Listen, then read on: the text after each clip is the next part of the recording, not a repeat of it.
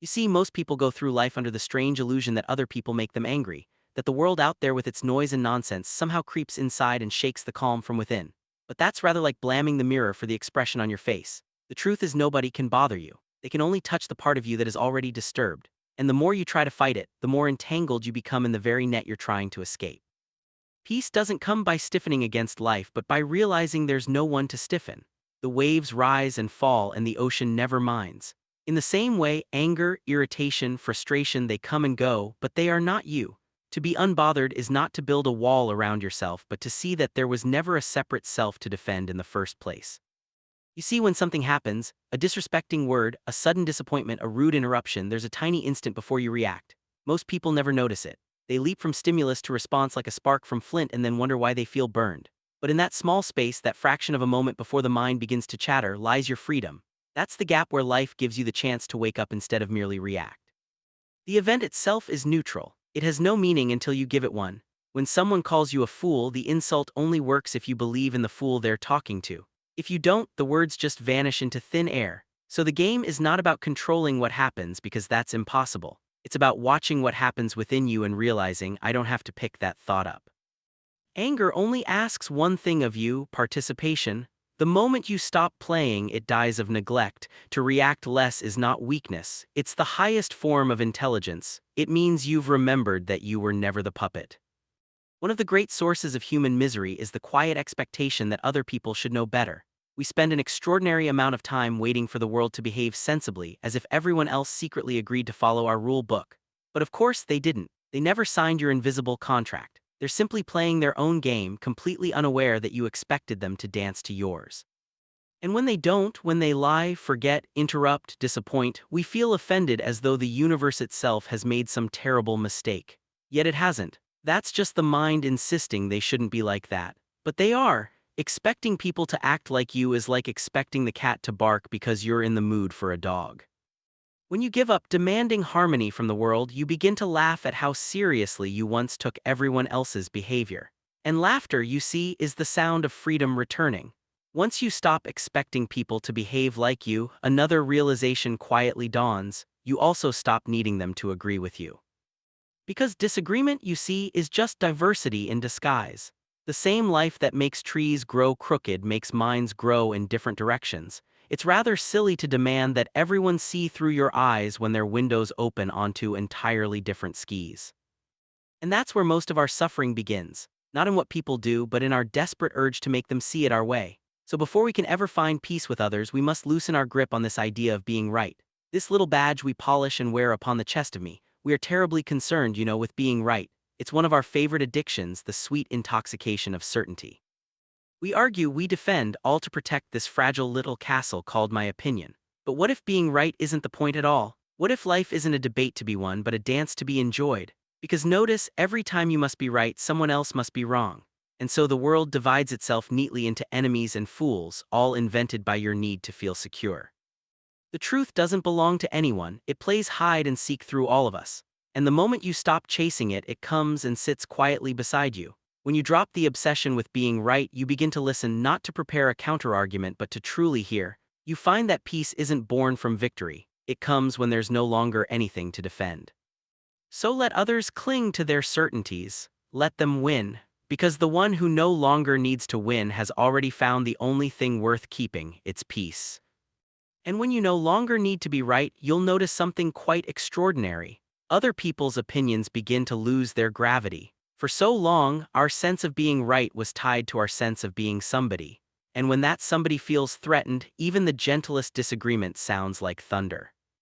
But once you stop defending an image of yourself, the thunder becomes only noise and the sky remains perfectly clear. You realize that what people say about you is simply an echo of their own mind, a reflection bouncing off their own glass. If you mistake that reflection for your face, you will spend your life trying to polish someone else's mirror. It's rather curious how much power we give to sound. Someone utters a few vibrations through the air, a sentence, a label, a careless remark, and suddenly your entire sense of self begins to tremble. You take their words, wear them like tattoos, and then wonder why you feel marked.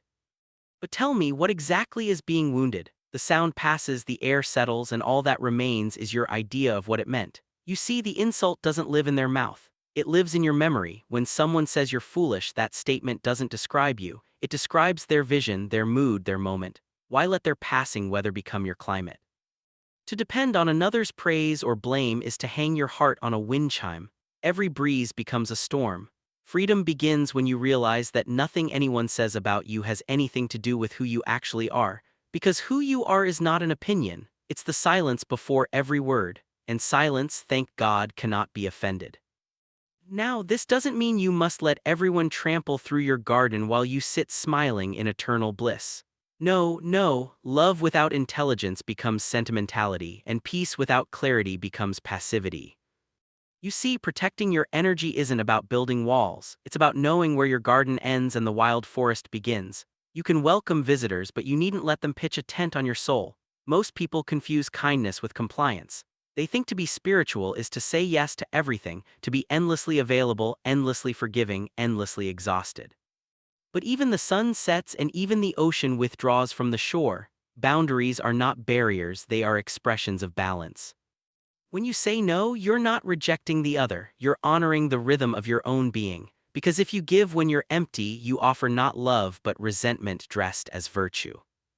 It's a funny thing, when you finally stop overextending yourself, you discover that life doesn't fall apart. It simply rearranges itself around your peace. And peace, unlike exhaustion, doesn't need to be earned. So protect your energy not by closing the heart but by staying rooted in yourself, like a tree that bends with the wind but never forgets where it stands.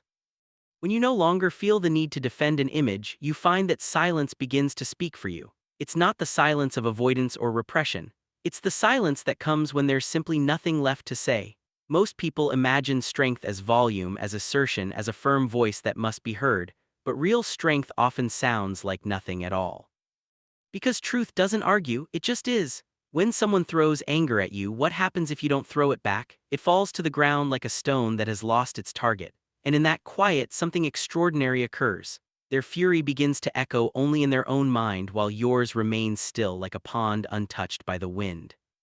You see, silence is not a retreat. It's a refusal to participate in madness. It's not submission, it's sovereignty. It's saying without words, I will not be drafted into your war. When you stop reacting, the world reveals its true pace, slow, rhythmic, almost musical. You find that you don't have to win arguments or prove points. You simply have to be still enough to hear life humming beneath the noise.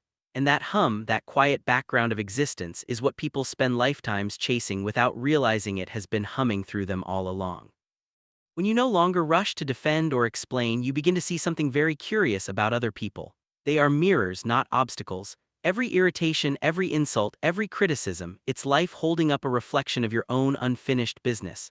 That's why certain remarks sting while others pass like wind. The sting only finds what's already tender. So rather than blaming the messenger, look at what they've touched. You may find that the world isn't against you at all. It's simply showing you where you still hold resistance. The people who bother you the most are often your best teachers in disguise. They reveal the exact place where you're not yet free. And once you see this, you stop taking things so personally. The moment someone tries to provoke you, you almost want to thank them, not because you enjoy the jab but because they've helped you spot another knot you can now untie. That's the secret. People lose their power to bother you the instant you realize they were never enemies, only mirrors polishing you back to clarity. And once you begin to see others as mirrors, something softer begins to unfold. You stop needing the reflection altogether. You no longer cling to the role of the one who must learn or the one who must be calm or even the one who must not be bothered, because all of those are still little masks, still the self trying to fix itself. Letting go isn't something you do, it's what happens when you stop holding on. Just as the hand releases a stone when it grows tired of grasping, the heart releases its burdens when it grows tired of pretending to control. You see, anger, resentment, and hurt, they're just the mind's way of saying, I haven't yet accepted what already is. But when you finally see the futility of resistance, when you stop demanding life to be polite, it becomes beautifully simple. People say what they say, the world moves as it moves, and you remain undisturbed like the sky behind all weather. To let go is not to forget nor to forgive in any official sense. It's to wake up and realize there's nothing to forgive because there was never anyone separate to offend.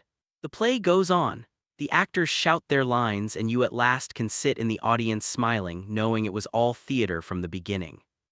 And in that smile, you discover the secret you were chasing all along. Nothing and no one can bother you when you've stopped mistaking the play for real life.